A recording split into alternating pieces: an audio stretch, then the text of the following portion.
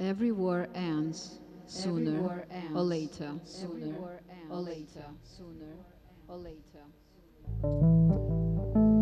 Every war ends sooner or later, leaving behind the dead and those it failed to catch. For some, the debt is paid, while others are still waiting for the change.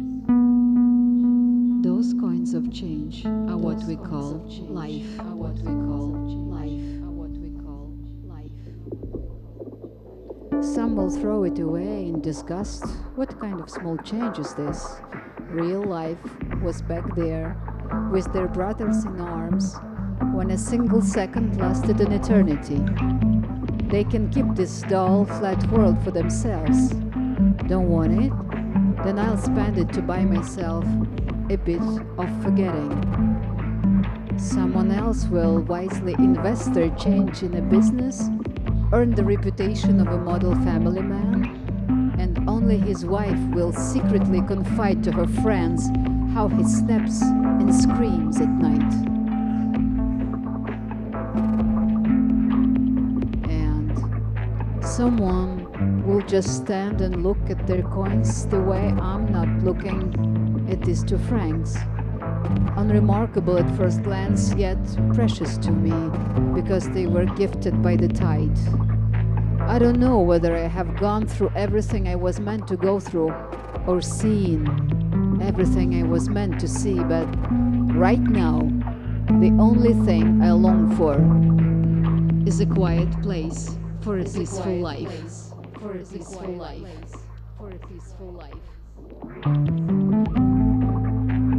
In the sky above me, I hear a rustle.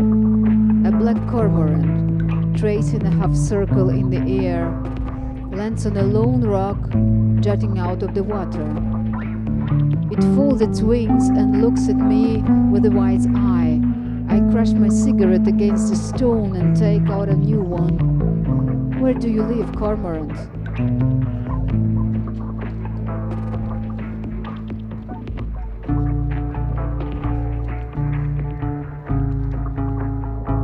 Sometimes I wonder if anything is left of who I used to be.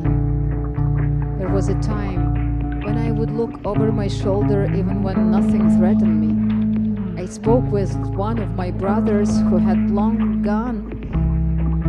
Sleep brought no peace, and I look at peaceful life as it from the outside, feeling nothing, feeling nothing, feeling nothing. So I got up and went off to the end of the earth. There in the war, I felt as if you didn't grow older because you had put your life on hold, but few of us truly managed to return to the place we left back in 22nd or even in 14. Some were lucky enough not to lose themselves, not to bury who they were somewhere in a trench, but no one has yet managed to wipe away the dust with which the war covered our faces, our hands and our hearts. Our hands and our hearts. Our hands and our hearts.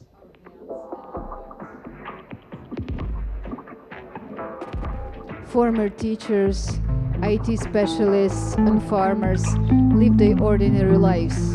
They paid their mortgages, went to work, took vacations, and seriously cared about who would win the Champions League. They were taught to respect human dignity and rights, not to steal, and above all, not to kill. And above all, not to kill. And above all, not to kill. And then, one day, those people find themselves with weapons in their hands. Some after standing all night in light at the recruitment office, some through mobilization, some dragged there by force, but the order is the same for everyone. Shoot, not shoot, not shoot, shoot to survive.